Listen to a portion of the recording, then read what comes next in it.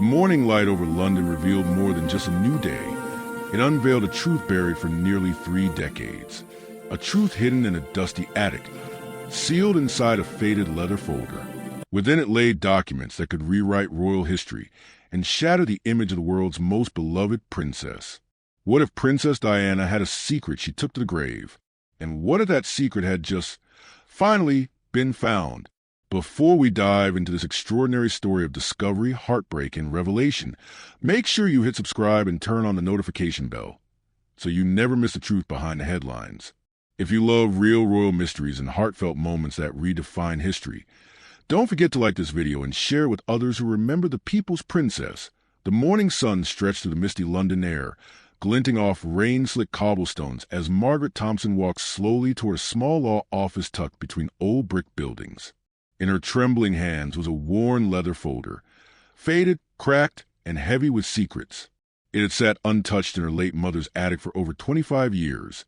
Inside were papers that whispered of forbidden love, hidden names, and one impossible truth. A truth that, if real, could shake the British royal family to its core.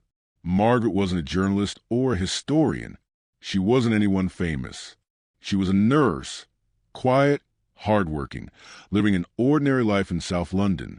But 3 weeks ago, while sorting through her mother's old belongings, she found something that changed everything she thought she knew about her family.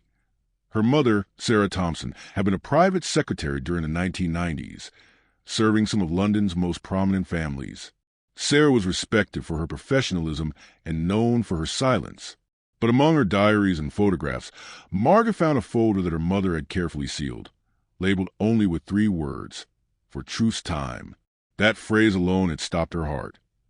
When she finally opened it, she discovered hospital records, photographs, and handwritten letters, each bearing names and details that made her blood run cold. One document was a birth certificate. Another, a clinic file from Switzerland, listed the mother's name as Diana Frances Spencer. At first, Margaret refused to believe it. It had to be a mistake, a cruel coincidence. But then came the shock that turned disbelief into dread. The father's name was not Prince Charles. The records hinted at a child born in secrecy during a brief period when Diana had disappeared from public life, claiming she needed rest from the pressures of royal duty. The timing matched perfectly with entries in Sarah's diary, entries written in a careful hand, filled with sympathy and fear. Margaret remembered the words. She was heartbroken, lonely, and desperate for love. When she found kindness in an unexpected place, I saw her smile again. But that happiness carried a cost she could never show the world. The diary went on to describe Diana's deep sadness and a mysterious decision, one that Sarah had sworn to protect forever. By the time Margaret finished reading, she was shaking. Her mother's careful notes and the official seals on those papers painted an impossible story. That Diana, Princess of Wales, had secretly given birth to a daughter, and that the child had been given up for adoption to protect her from royal life. As Margaret sat now in the quiet waiting room of Mr. Harrison, a seasoned family solicitor, she wondered if she had done the right thing bringing the documents forward. Her mother had carried this secret for decades. Should have stayed buried? "Mrs. Thompson," came a gentle voice. Mr. Harrison, an elderly man with kind eyes and a calm presence, gestured for her to enter his office. His desk was lined with stacks of legal folders and a single-framed photograph of his family. "I've reviewed the copies you sent," he began softly. "If these documents are authentic, we may be looking at one of the most significant discoveries in royal history." Margaret could only nod. Her throat felt tight. "I need to know the truth," she said. "I think my mother wanted that too. Maybe she was waiting for the right time." Mr. Harrison examined the documents with delicate precision, using a magnifying glass to inspect seals and per quality. The silence stretched for nearly an hour before he finally leaned back, eyes solemn. "These appear genuine," he said. "Every detail, from the ink to the signatures, matches the period. And if this birth certificate is real—" He paused, meeting her gaze. "Then somewhere out there is a young woman who carries Princess Diana's blood." Margaret's breath caught. The idea was staggering, not just for the royal family, but for the unknown woman who might be living her life unaware of her extraordinary origin. Mr. Harrison continued, We'll need to verify everything through official channels. This means tracing adoption records, perhaps even DNA testing. But Mrs. Thompson, if we move forward, you must understand, this will change lives forever. Margaret looked down at her mother's old handwriting, still neat after all these years. She kept this secret to protect people she loved, she whispered. But she also saved the evidence, maybe because she hoped someone would find the truth when it was safe to tell. The lawyer studied her quietly. Then perhaps, he said, that time is now. Over the next few days, they began their investigation. Mr. Harrison contacted a private investigator, James Mitchell, a former Scotland Yard detective who had once worked on royal protection details. He was known for his discretion and his ability to navigate delicate, high-profile matters. When James arrived at the office, he carried himself with quiet authority, his every movement precise. After hearing the summary, he didn't speak for several seconds, just stare at the documents, as though he could feel the gravity of what they represented. If this is true, he said finally, we're not just talking about a historical curiosity. We're talking about a living person, someone who has no idea who they are. Margaret nodded. Do you think we can find her? James gave a small, thoughtful nod. If she exists, yes. But we'll have to move carefully. The last thing we want is this story getting out before we're ready. As they traced the clues, one name kept surfacing, a small private adoption agency in Geneva, Switzerland, active in the early 1990s. Through layers of archived records, James discovered a case matching every detail of the documents. A baby girl born to a British mother under confidentiality, adopted by a couple from Canada. The name listed on the adoption record, Richardson. The pieces were starting to align. That evening, Margaret sat alone in her flat, the city lights glowing beyond her window. On the table lay her mother's diary, the faded photograph of Diana, smiling softly beside it. Margaret whispered to herself, if there really is a daughter out there, she deserves to know who her mother was. Somewhere across the ocean, a young woman was living her life, unaware that the truth about her past had just begun to surface. And in that quiet London apartment, with the hum of the city beyond the glass, Margaret Thompson knew one thing for certain. Once the truth began to move, nothing would ever be the same again.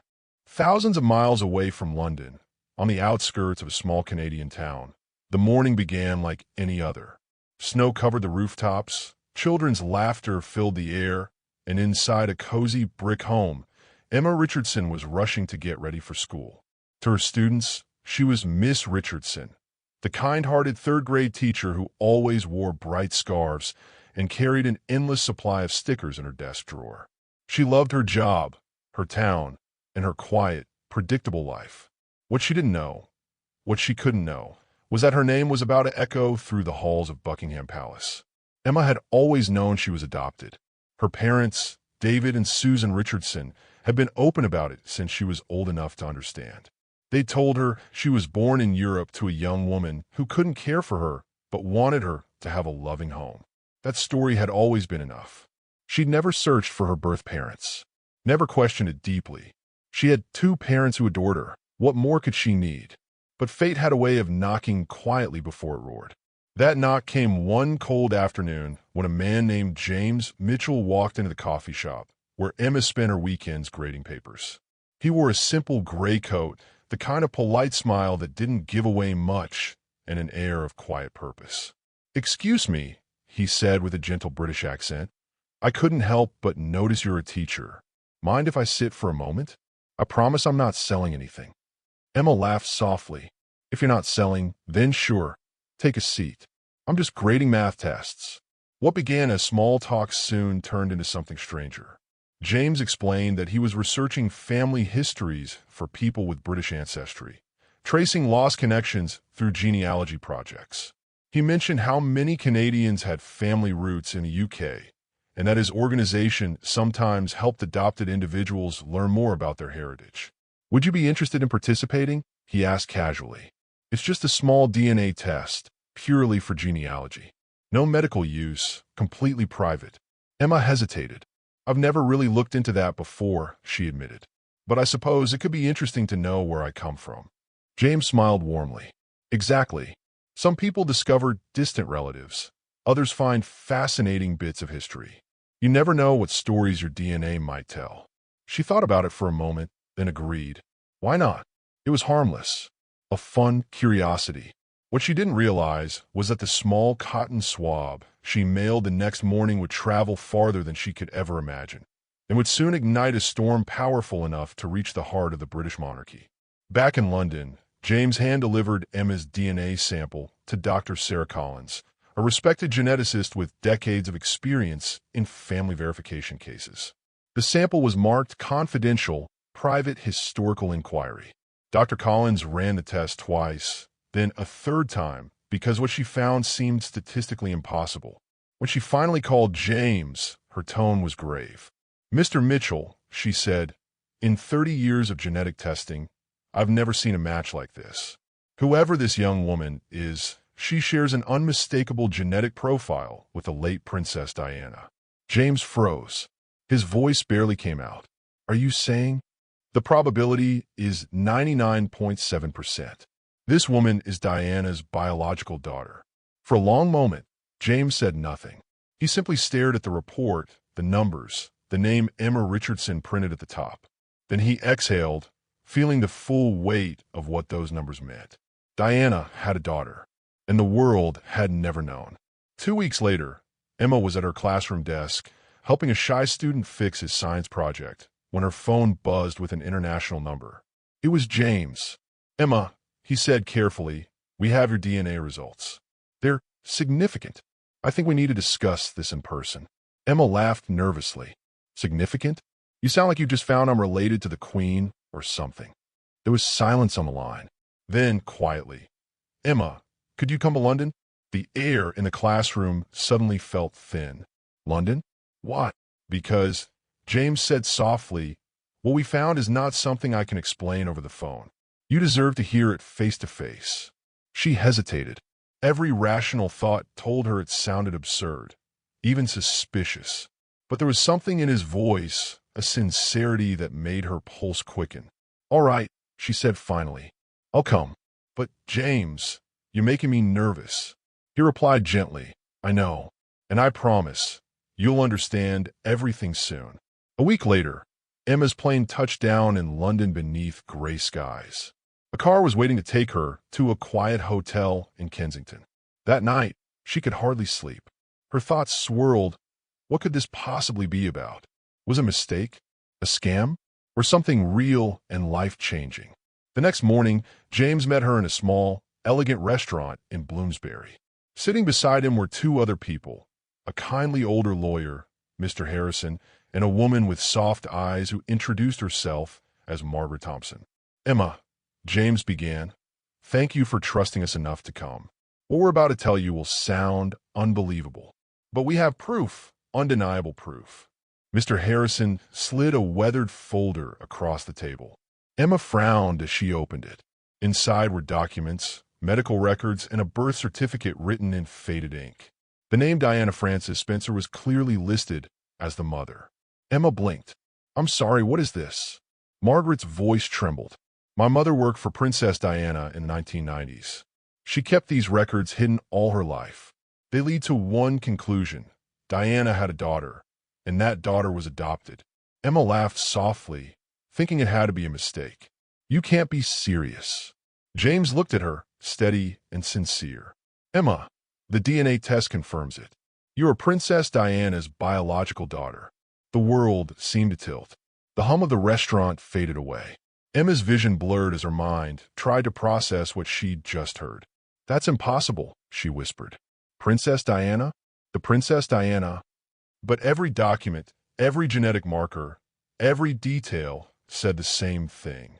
She wasn't just an ordinary teacher from Canada. She was Diana's daughter. As tears welled in her eyes, Emma's voice broke into a whisper. "Then, that means William and Harry are your half-brothers," Margaret finished gently. Silence hung over the table. Outside, London traffic rolled on, unaware that in one small corner of the city, royal history had just changed forever. Emma sat back, shaking her head, her voice trembling. "What happens now?" James exhaled slowly. "Now," We decide how to tell the world, or if we tell it at all. Rain drizzled down the window of the private genetics lab in London as James Mitchell sat in a quiet room, hands clasped tightly, waiting for the results that would confirm or destroy everything. The clock ticked with cruel precision. Across from him sat Dr. Sarah Collins, Britain's most respected genetic analyst, a woman whose calm professionalism could steady even the most anxious of clients. She entered the room holding a sealed envelope. Her tone was grave, her eyes unreadable. "Mr. Mitchell," she said, "in 30 years of work, I've rarely seen results this definitive." The silence was unbearable. James took the envelope and carefully unfolded the papers. His eyes moved quickly across the printed lines until they reached the conclusion.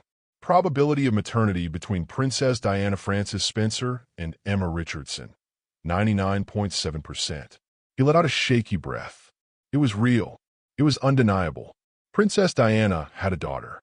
Emma Richardson was that daughter. He stared at the report for a long moment, as if the numbers themselves were alive. The evidence wasn't just strong, it was conclusive. It carried the weight of truth, unshakable and irreversible. Within the hour, James was seated in Mr. Harrison's office, the lawyer's expression mirroring his own disbelief. Margaret Thompson, the woman whose late mother had hidden the documents, sat across the table, hands trembling. When she saw the report, she began to cry softly. "My mother kept a secret all her life," Margaret whispered. "She must have known this day would come." Mr. Harrison nodded slowly. "The results leave no doubt. The evidence is airtight. But this discovery, this truth, will change the royal family forever." James leaned forward, his voice low but firm. "We need to proceed carefully. We can't go public. Not yet. We have to think about Emma, how she'll handle it, what it means for her life. She's not ready for the weight of this." Margaret looked up through her tears. "She deserves to know the truth before anyone else." And so, they made their decision. Emma would be told privately, face to face, before a single word reached the outside world. 2 days later, in her London hotel room, Emma Richardson sat by the window, watching the rain blur the city lights. Every sound outside, the honk of a taxi, the rush of pedestrians, felt distant, unreal. She hadn't slept much since arriving.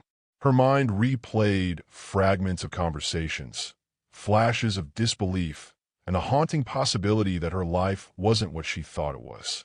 She told herself it was ridiculous, that there must be some mistake. But when James called and asked to meet again, his tone calm but cautious, she sensed that the truth had already arrived. They met in a private conference room inside the lawyer's building. Margaret was there again, her eyes kind but heavy with emotion.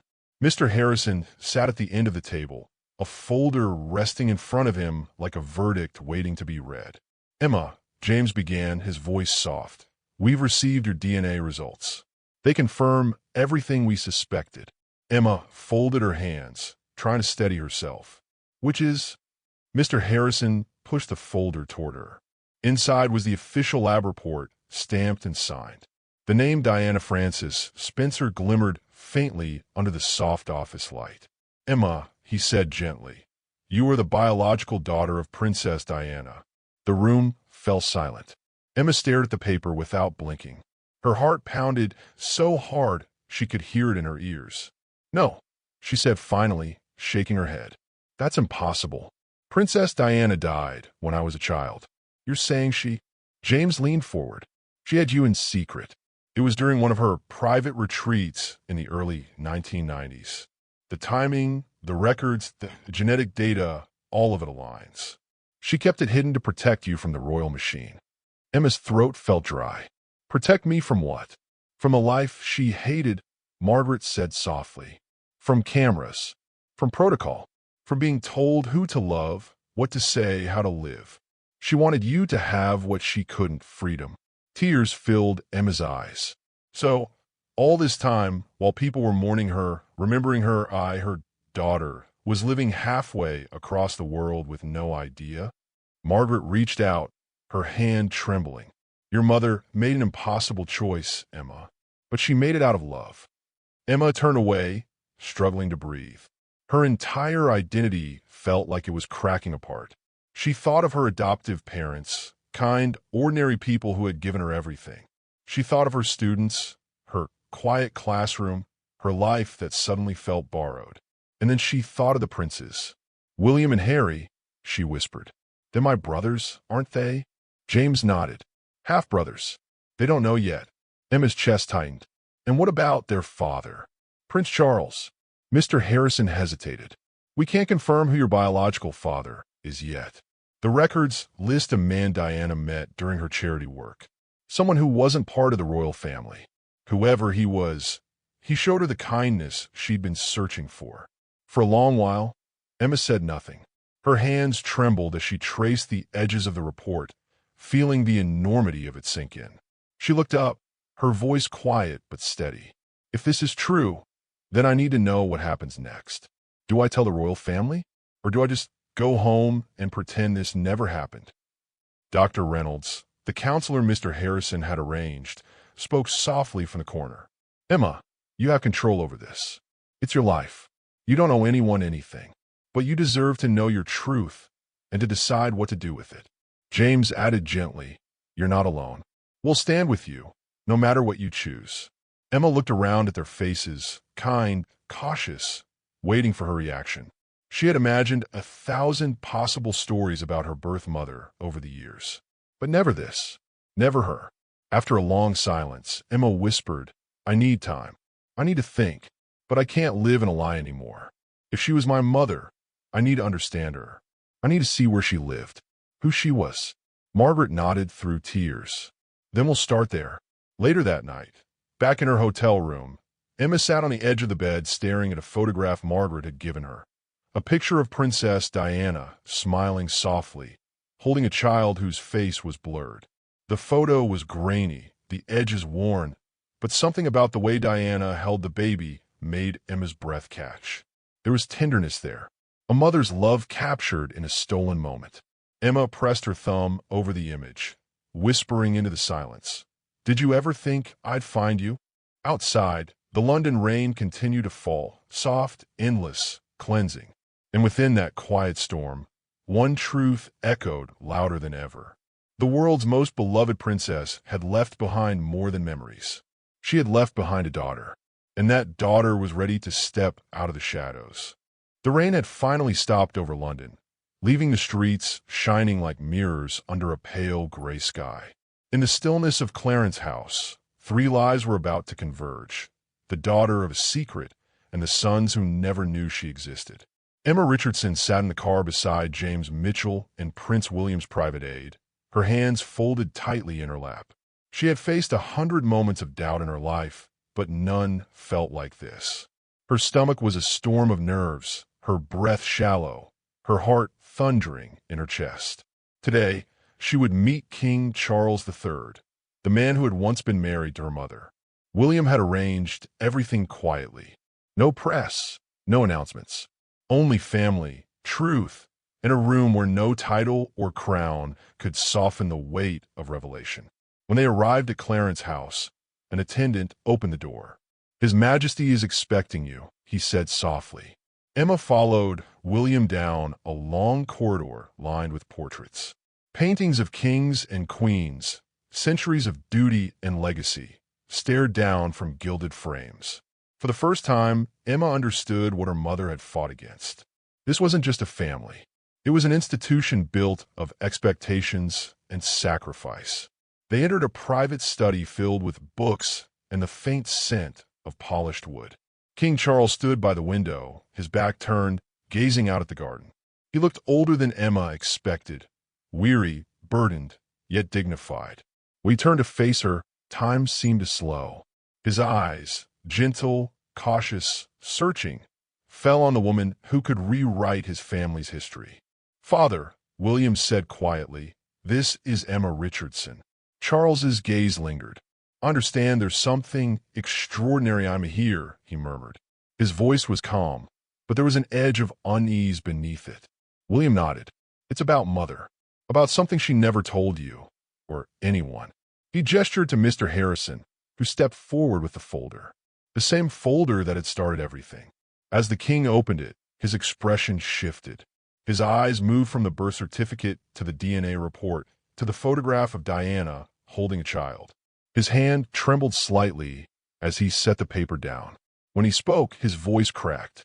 "You're saying Diana had another child?" Emma swallowed hard. "Yes, Your Majesty. That child was me." For several seconds, silence filled the room, thick, suffocating, sacred. Charles turned away, his hand pressed to his mouth. "Good Lord," he whispered. "She never told me. Not once." His shoulders sank, and the room seemed smaller around him. William stepped closer, his voice low. "We only learned recently. We verified everything, Father. Every test, every document. There's no doubt." Charles's voice broke again. "All those years I wondered why she vanished for weeks. I thought she needed rest. I thought—" He stopped mid-sentence, eyes glistening. "And she was protecting a child." He turned back to Emma, his gaze heavy with sorrow and wonder. "My dear, you must forgive me. I don't even know what to say." Emma's voice trembled. "There's nothing to forgive. You didn't know. None of you did. My mother wanted me safe. She wanted a normal life for me. And I had one. I had parents who loved me deeply." Charles nodded slowly, emotion rising in his throat. That sounds exactly like her. Always thinking of others before herself. He stepped closer, studying her face, the delicate curve of her expression, the unmistakable spark in her eyes. For the briefest moment, it was as if he was staring into the past. "You have her eyes," he said softly, "and that same way of tilting your head when you're uncertain. She used to do that." Emma smiled faintly through tears. "Everyone keeps saying that." The king gave a small, broken laugh. Then, without ceremony or protocol, he reached out and gently took her hands. "I failed her in many ways," he said, voice trembling. "But if she found a way to give you a life of peace, then perhaps she succeeded in the only way that mattered." There was a pause, long, heavy, and full of understanding. When Charles finally spoke again, his tone carried the weight of both grief and grace. "You are welcome in this family, Emma. Whether you wish to carry the Spencer name or remain who you are, that choice is entirely yours." Tears streamed down Emma's face. "Thank you, Your Majesty." He shook his head gently. "No formalities, please. I think Charles will do." Later that evening, Emma stood outside Kensington Palace with William and Harry, the city glowing behind them. The brothers had embraced her without hesitation, their warmth immediate, their acceptance genuine. Harry nudged her lightly. "You realize this makes you the only sister we've got, right? And I gotta say, you definitely inherited Mum's smile." Emma laughed softly, wiping a tear from her cheek. "I still can't believe this is real." William looked at her, his expression full of quiet emotion. "Neither can we, but it feels right. You belong with us, Emma. Mum would have wanted this." The three of them stood there for a long time, watching the evening lights shimmer across the city. Inside, in his study, Charles sat alone by the fire. On his desk lay the DNA results, the old photograph, and one of Diana's letters, one he'd read countless times but never truly understood until now. It read, "There are some truths too delicate for the world to carry, but love is a legacy that finds its way home." His eyes welled again. He leaned back, whispering into the quiet. "You hid her well, Diana, but you gave her everything you couldn't have." And then, the King of England, the man who had endured public scorn, scandal, and heartbreak, lowered his head and wept. Not as a monarch, but as a man remembering the woman he once loved and the daughter she'd left behind. Weeks passed quietly. No public statement. No leaked reports. The secret was still theirs to keep, for now. Emma decided to return to Canada, back to her students and her normal life. But it was different now. Her reflection carried meaning. Her roots had depth. She was still Emma Richardson, the teacher who cared about children. But she was also something more, a bridge between two worlds.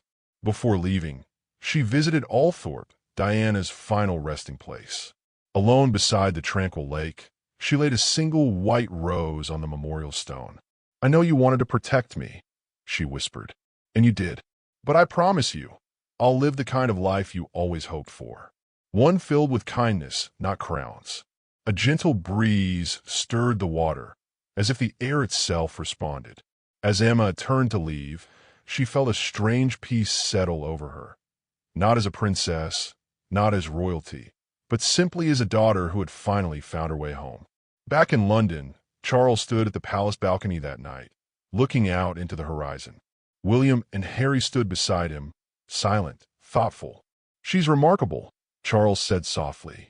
"Your mother would be proud." Harry nodded. "She already is." And as the moonlight fell across the gardens where Diana had once walked, it felt, for the first time in years, like the royal family was whole again. Not perfect, not untarnished, but whole, because the truth had finally come home.